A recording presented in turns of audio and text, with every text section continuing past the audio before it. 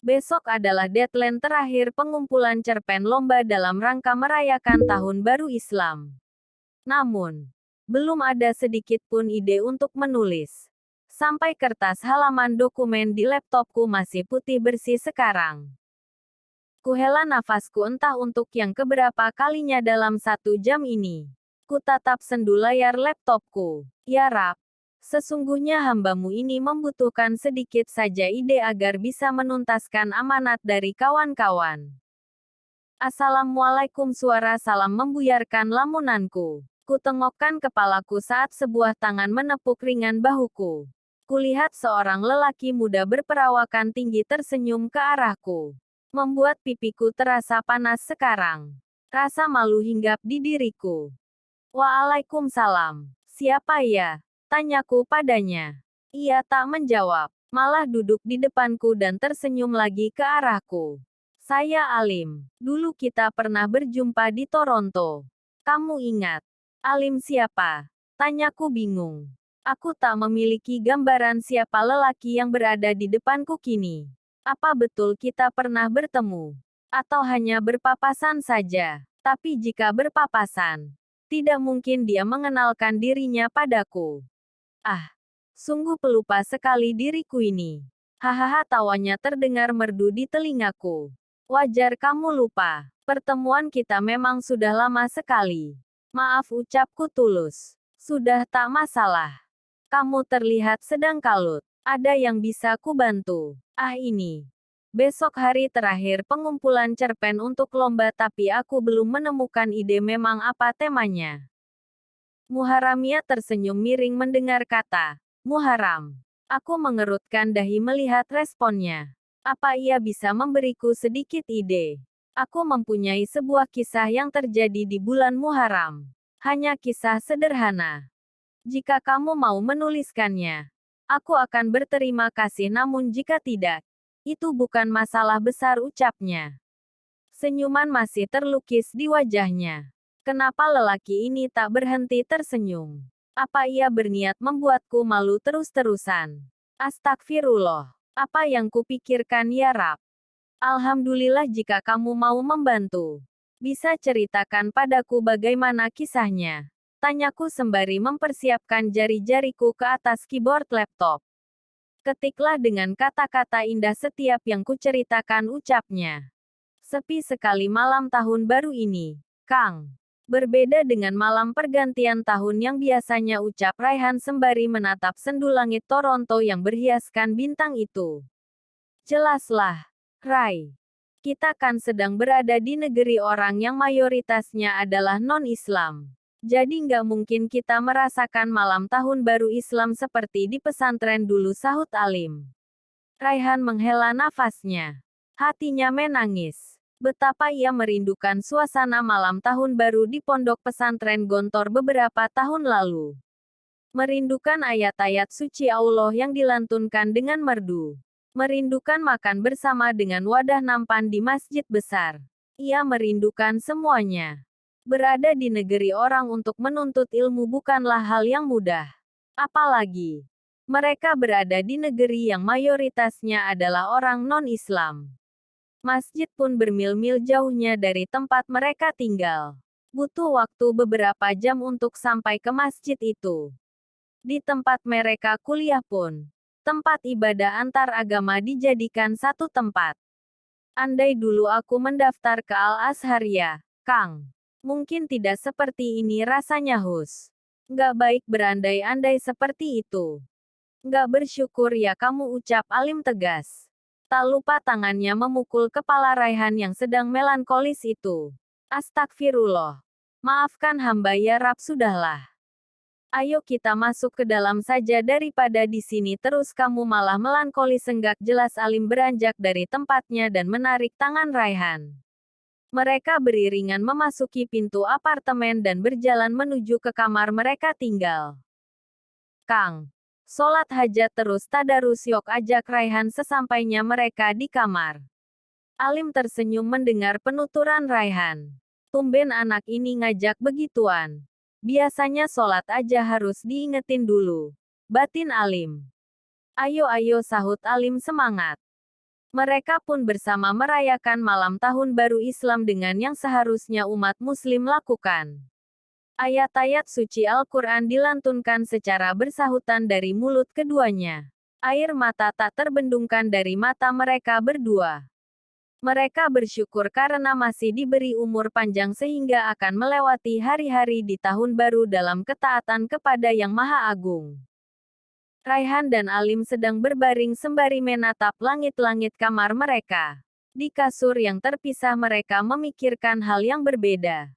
Alim memikirkan tugas yang belum juga kelas padahal deadline sudah lusa sedangkan Raihan masih dalam pikiran rindunya pada pondok pesantren. Suara handphone Raihan membuyarkan lamunan mereka. Raihan bergegas membuka handphonenya dan membaca pesan yang masuk. Ia pun terduduk saking senangnya setelah membaca pesan yang masuk. Kang.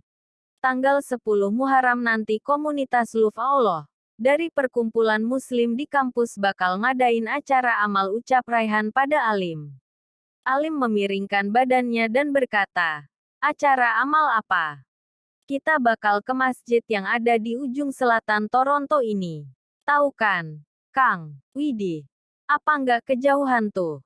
Ya nggak tahu Kang. Soalnya cuma masjid itu satu-satunya yang ada panti asuhan sekaligus asrama tahfiz bagi orang muslim di Toronto. Alim mengangguk paham. Akang ikut kan? Tanya Raihan penuh harap. Nggak tahu ya. Kalau nggak sibuk sih jawab Alim sembari kembali menatap langit-langit kamarnya. Ayolah Kang.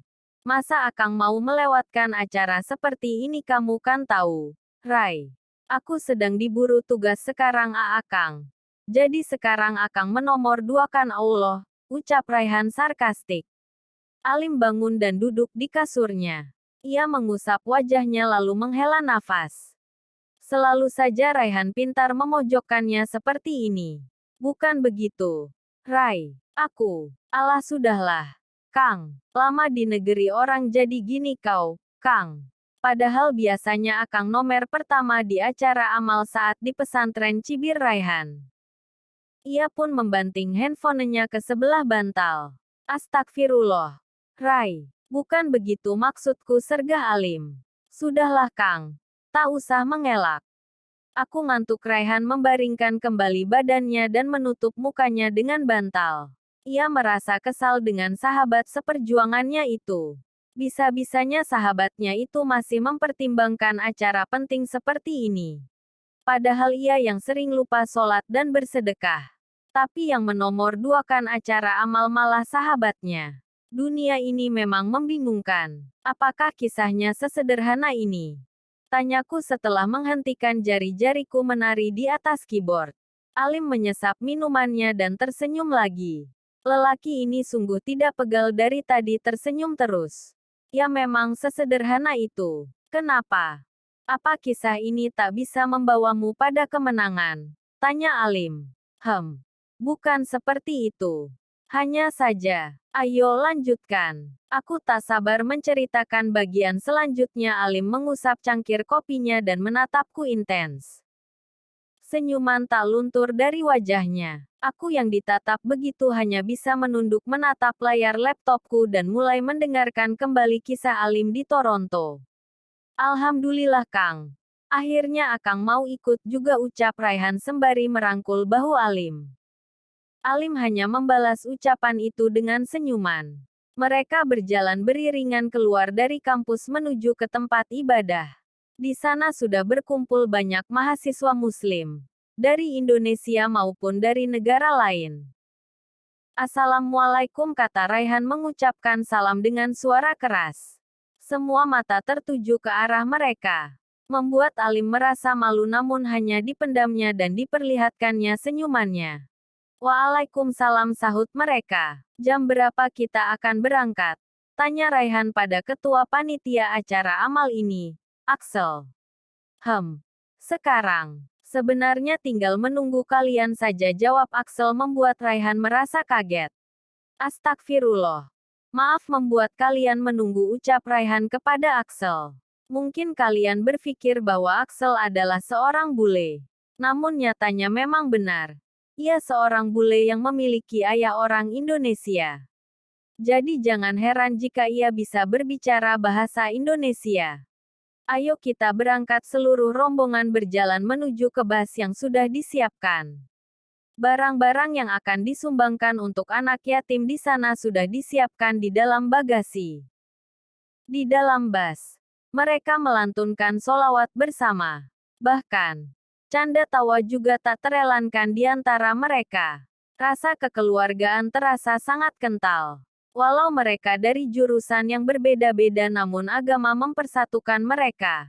Membuat mereka terjalin dalam ukhuwah. Butuh waktu 7 jam sampai akhirnya mereka tiba di tempat tujuan. Sekarang sudah jam 2 siang di Toronto bagian selatan. Mereka pun turun dan menyiapkan barang-barang yang akan diberikan pada pihak panti asuhan dan masjid tersebut. Mereka jalan berbondong-bondong masuk ke dalam masjid dan disambut oleh banyak anak yatim serta tahfiz sudah duduk di dalam masjid. Begitu pula pengasuh-pengasuh anak-anak tersebut. Usai menaruh barang-barang tersebut di tengah, acara penyambutan dan pengajian kecil pun dimulai. Acara ini dipimpin oleh ketua panitia serta seorang pengasuh tempat tersebut. Ayat-ayat suci Al-Quran dilantunkan dari mulut mungil para tahfiz di tempat tersebut. Doa-doa juga dipimpin oleh anak-anak di sana. Subhanallah. Sungguh betapa indahnya ciptaan Allah. Kang bisik Raihan pada Alim setelah doa selesai. Apa? Sahut Alim. Cantik sekali wanita itu, Kang, ucap Raihan dengan mata berbinar membuat Alim mengerutkan dahinya. Yang mana? Itu tunjuk Raihan pada salah satu wanita bule berjilbab besar di ujung barat. Wanita itu berperawakan kecil dan hidungnya sangat mancung. Kelihatan dia mualaf. Iya Kang. Jadi ingin meminang rasanya hus. Jangan ngawur. Alim memukul pelan kepala Raihan. Membuat Raihan mengadu kesakitan. Akang ini hobi sekali memukul kepalaku. Makin bodoh nanti aku. Bagaimana, protes Raihan. Sudah, ayo berdiri, ajak Alim ketika ia melihat kawan-kawan yang lain berdiri. Ah, ini acara salam-salaman dengan anak-anak.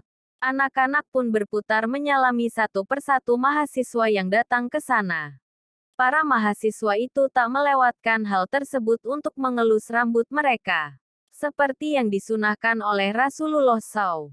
Bahwa baik adanya mengelus rambut anak yatim di bulan Muharram. Acara tersebut berlangsung sampai ba'da Isya. Mereka melewatkan buka bersama serta sholat jamaah maghrib dan Isya di sana. Acaranya berlangsung lancar dan menyenangkan. Setelah acara usai, Axel bergegas menyuruh kawan-kawannya untuk berpamitan ke pengasuh dan anak-anak di sana. Maaf, tunggu sebentar. Alim menghentikan langkahnya yang hendak naik ke atas bus.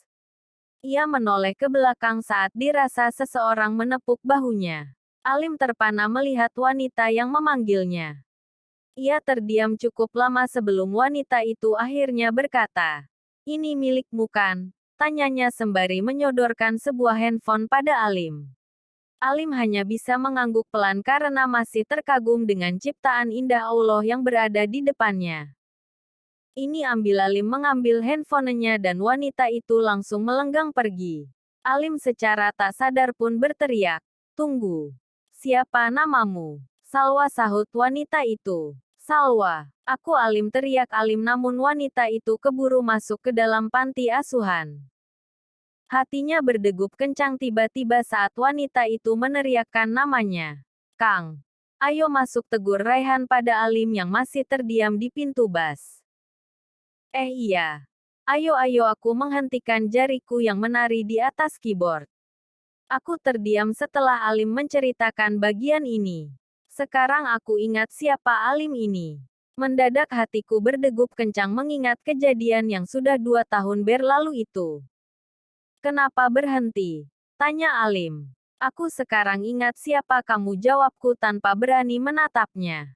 Dari sudut mataku, kulihat ia tersenyum lalu meletakkan cangkir kopinya setelah menyesap air kopi tersebut. "Kalau begitu, tanpa aku pandu, kamu bisa meneruskan sendiri cerpen tersebut kan?" Aku terdiam. Memang betul aku bisa meneruskan jika yang diceritakan adalah kisahku. Namun, yang diceritakan di sini adalah kisahnya. Jadi aku tak bisa. Sebenarnya aku menghampirimu hanya untuk memberi ini. Alim mengeluarkan sebuah amplop berwarna putih dari tasnya dan memberikannya padaku. Aku mengambil amplop tersebut dan hendak membukanya namun suara Alim menahanku. Bukalah setelah aku pergi dari sini, ucapnya. Ia menutup tasnya dan menggendongnya lalu beranjak dari kursi itu. Assalamualaikum, ucapnya kemudian ia melenggang pergi begitu saja. Waalaikumsalam, jawabku pelan. Aku meraba amplop itu, menimang-nimang dan berpikir apakah isi dari amplop tersebut. Sebenarnya aku terlalu takut melihat.